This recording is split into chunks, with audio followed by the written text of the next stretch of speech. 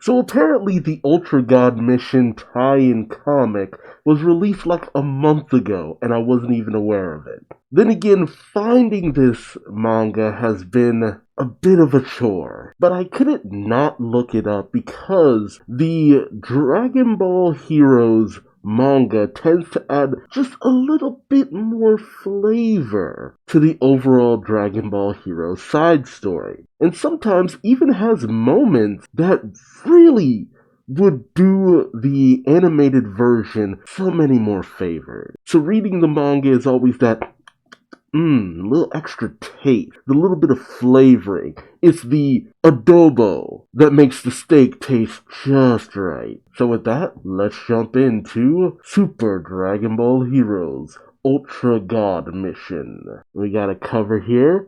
Warriors from countless space-times gather for the ultimate game of survival. The Super Space-Time Tournament begins. In this case, some narration. The tournament guide and the time fairies Senti. And we got the tournament guide explaining. Allow me to explain the rules briefly. A total of 12 teams with 7 in each team are selected, out of which only 3 teams can truly survive this game. The winning teams will receive ultra godly gifts. With that said, let's start the Super Space Time Tournament. Good luck, everyone. Oh, just jumping right on in. Holy crap. Okay, that's a nice little callback. Goku going at it with Murasaki, instantly clowning on him. That would have been something cute to see in the anime. Our announcer says, well, just as expected from the strongest Saiyan, contestant Son Goku. With such brilliant moves, he has defeated Sergeant Murasaki. Team 1, the strongest Saiyan of Universe 7, Son Goku. Team 12, Red Ribbon Army Sergeant Murasaki. Oh, it's General White. Wild. Team 12, Red Ribbon Army General White. And General White's behind the tree saying he took down Sergeant Murasaki in an instant. I don't know who you are, but with this powered gun, I'll finish you. And then he's instantly blasted away by Vegeta saying, don't make me laugh. The strongest Saiyan here is me. Oh, he read that caption box. Team 1. The Saiyan Prince, Vegeta. Vegeta's arguing with Goku. Fight me, Kakarot. I'll show you who the real strongest Saiyan. And Goku says, but I didn't say anything. And White's just haggard and bent over saying, I can't do this anymore. The announcer says, contestant General White is eliminated by contestant Vegeta's surprise attack. And then Piccolo and Gohan arrive. Piccolo says, let's not start a war amongst ourselves. Caption says, Team 1, Namekian Piccolo. Team 1, Son Goku's son, Son Gohan. Piccolo says, even though I made it up to the top of this tree, it seems we can't fly around here. Actually, that wasn't made apparent in the anime. So just like with the Tournament of Power, they're not able to fly. Gohan says, I can't find our teammate. Fights have already begun all over the place. This tournament is a team game. We were lucky to meet up with you early. Vegeta dismisses him and says, I'm not interested in any team games. I'll beat everyone alone, as he goes racing through the jungle. And Goku goes off on his own too.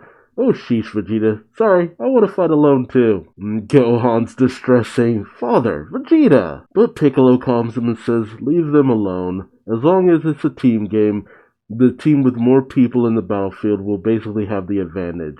Follow me, Gohan. Let's stick together. Right. And then we catch up with Team 2, Time Patrol, Pan Zeno, as she's running through the jungle going, now, why are you following me, you stalker lizard? And we have one of Lord Slug's minions from the movie. Team 8, Slug Corps Executive, Madamachia. I'm so grateful for these caption boxes because I wouldn't know their names. I'd recognize them, but I'd be like, what was the dude's name? So Madamachia is just chasing after Pan through the jungle. Again, something I would have actually liked to have seen in the anime. Pan goes, now, why are you following me, you stalker lizard? Daddy, Grandpa Trunks, come on, where are you guys? As Madamachia is like,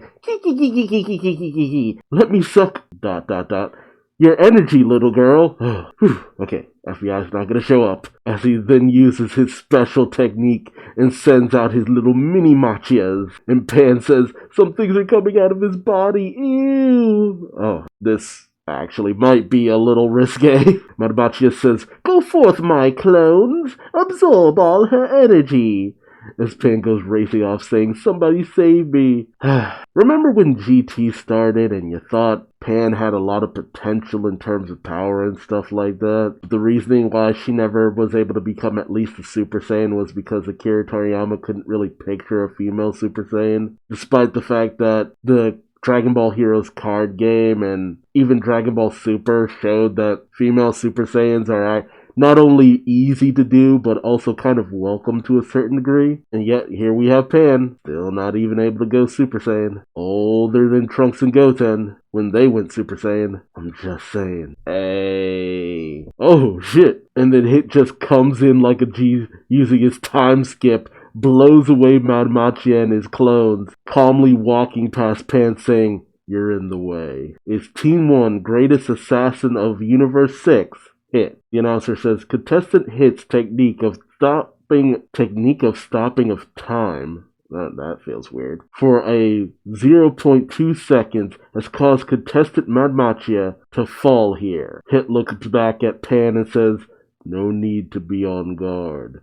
I do not intend to fight those who have no killing intent. And as he walks away, Pan's just like, he's so cool. Calm down, girl. Jeez, what the heck? It looks like one of the members of Lord Slug's team, Raccoon Jason Goldo of the Ginyu Force, Spopovich and the other guy, who were controlled by Bobbity, Yakon, and two guys I'm kinda remember? Like, it's a who's who of the bottom of the barrel outside of the Ginyu Force. And then you have Yamcha. Team 1, strongest martial artist, self-proclaimed, Yamcha. And Yamcha is just against him and says, 1, 2, 3, huh? Are you guys too many? Shouldn't one team have only 7 people? And someone, I'm just gonna say Goldo, says, since there seems to be 3 time fairies, we thought we'd have a better chance of winning if we combined 3 teams. So a combination of Team 6 and Team 8 and Team 11. Okay, so those other guys were just minions of Slug, Bobbity's minions, and the Ginyu Force. Okay. I feel like it says a lot about the fact that I remember Madmachia, but not the rest of Slug's entourage. Well, the big guy with the wing. The other 2 guys just look like dudes. And then you have Bobbity's minions, which, Yamcha says, that's a great idea. Oh, I know. How about I become your ally too? And he thinks, seems like I should have let this place be and taken my chance to escape. He says, I'm very strong, you know. And then they all go rushing at him with Goldo saying, sorry, but we've already hit the limit. You're going to fall here. And Yamcha thinks, oh no, this is bad. But I'm not gonna keep quiet and let myself be killed here. Okay, wow, some bravery from Yamcha as he says, that's it, let's do this. As he goes for it with his full fang, and he's interrupted by the arrival of the strongest. Although it's unfortunate, it would have been awesome if Yamcha actually threw down a little bit. And much to Yamcha's surprise, is Team 1, strongest warrior of Universe 11, Jiren. It's a good thing Jiren's your teammate, Yamcha. As Yamcha's just like, oh, of course he'd be on the same team as me. Thanks, Jiren. As Jiren just looks back and it says, what are you thanking me for? As the announcer goes, contestant Jiren from Team 1 has swiftly eliminated 3 combatant teams.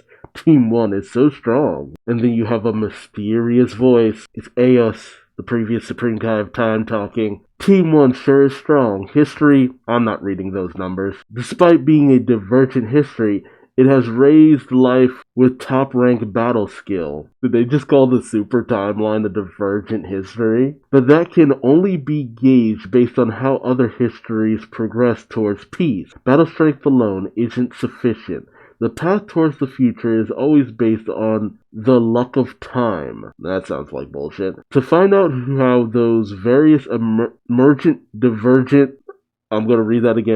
find out how those various emergent, divergent histories have proceeded, emergent, divergent, emergent, divergent, emergent, divergent, held this super space-time tournament. Let's have a look at the fate of these histories. So she's having alternate timelines compete against each other in order to decide who should be able to survive. I like the explanation as how it's told here. And the announcer goes, "And now, the Super Space Time Tournament. Things are getting heated up as the battle contestants show off their spectacular strength across different points." See a lot of incidents which I would love to get a little bit more of. The powered up Turles versus Raditz, which you couldn't tell that from the panel that they're in, but I only know that because of the anime. Or maybe it's a Raditz versus Raditz fight, and I'm just tripping. Then you got a panel of what looks like Frieza and Cooler's men going up against the Bojack's gang. You got Android 13 going up against Lord Slug as Ginyu's doing his dance and Mercenary Tao is stalking them. Vegeta decking Bojack in the face. Hearts doing something. Zeno, Trunks, and Goten meeting up with Tapion. And you got a hooded figure, which is very obviously Cronoa, wandering through the jungle. Ooh, and Goku now being chased by 17 and 18. Goku says, "Wait a minute. 17, 18, I wasn't planning to fight with you guys." He says, "Yeah guys," but you guys. But 17 says, "18. Why does that guy sound like he knows us? Is he someone you know?" 18 says, "Maybe. Whoever he is, we only need to exterminate him." 17 says, "True." As they both go in on Goku. I will admit, this is actually pretty cool. We've never actually seen Goku go up against both 17 and 18 at the same time. And Goku thinks to himself, I didn't really get it when they said foes from different histories. So this is what they meant. So these two never met me in their history, huh? And while Goku looks like he's holding his own against the two of them at the same time, 18 then says, "Since we're androids who destroy humans, I lost track of how long we've been doing it. Killing a raw human, that is," as she kicks Goku into a tree. So Goku powers up to his blue state and says, "If you really want to fight, I won't go easy on you." 18 shocked and says, "He changed his hair color to blue." And 17 says, "First time I've seen a race like that." But 18 goes in saying, "So what? It doesn't change anything. He's still a human who is bare flesh." But as she goes at it with Goku, Goku goes in with a swift kick, which promptly knocks her on her ass. Then 17 just smiles and goes, "Oh, so you gain a power-up from changing your hair color, huh? What an interesting human." And Goku says, "It's called Super Saiyan Blue." And 17 gets ready saying, "Whatever it's called." He sends out a massive beam attack, and Goku readies his Kamehameha, blasting back at 17. However, Goku let his guard down. As 18 recovers, it goes, "You're wide open," sending out her own blast attack, which, because he's in the middle of expelling his own ki, Goku's not able to counter, as he says, "Oh crap," only for a mysterious figure to show up and say, "Leave this side to me," blasting back at 18 as well, and thus both androids are hit with a Kamehameha. As the announcer says, "Contestant Son Goku from Team 1 and an unexpected savior have eliminated Team 7's 17 and 18. Goku gives a sigh of release and says, "You saved me there." And we see then it's none other than Zeno Goku. Team 2, Time Patrol, Son Goku Zeno. As Goku says, "Other me." Zeno Goku says, "Yo, we meet again." Super Goku says, "I was worried that you might have been gone during the universe tree's Big Bang. Glad you survived." Continuity. Zeno Goku says, "Lady Supreme Kai of Time protected us all. We saved Toki Toki from Fu's grasp, all thanks to you." Super Goku says, "So the Time Patrol's participating in this tournament too, huh?" Zeno Goku, acting coy, says, "Well, you could say that." But both Goku, acting on their instinct, says, "So which one of us is the strongest? Alright, let's settle this." Meanwhile, Yamcha is following behind Jiren because he's Jiren. And Yamcha says, "Jiren, I heard you were a warrior from another universe or something. I even heard you fought on par with Goku. Now I can accept that after seeing your strength earlier." And then Yamcha gets a little too hoity for his toity and says, but I, who could do anything, am that Goku's #1 oldest rival. By the way, I just want to let you know that my martial arts skills are among #1 or 2 in my universe. Jiren notices something and stops, with Yamcha running into his mountain of a back. Yamcha says, "Ouch, why'd you stop so suddenly for?" As he thinks, this guy's body is tough. Is he wearing a suit of iron or something? And Jiren coldly tells Yamcha, "Get out of the way." As he slaps Yamcha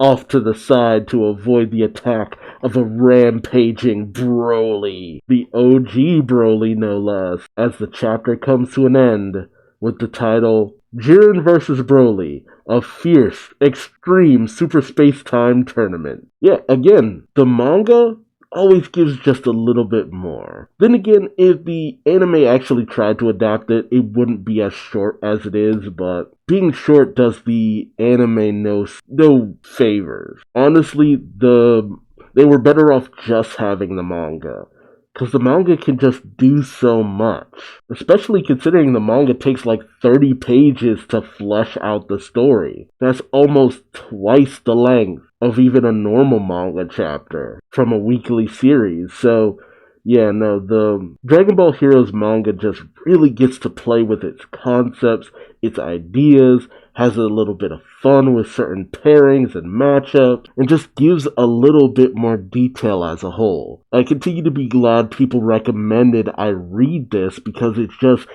does so much to flesh out the story, and interesting situations are able to be given at least a little bit more due. So tell me your thoughts in the comment section below. Which matchup has been your favorite? Which matchup are you sad you didn't get to see in terms of the manga? And which matchup from the manga do you wish had been in the anime?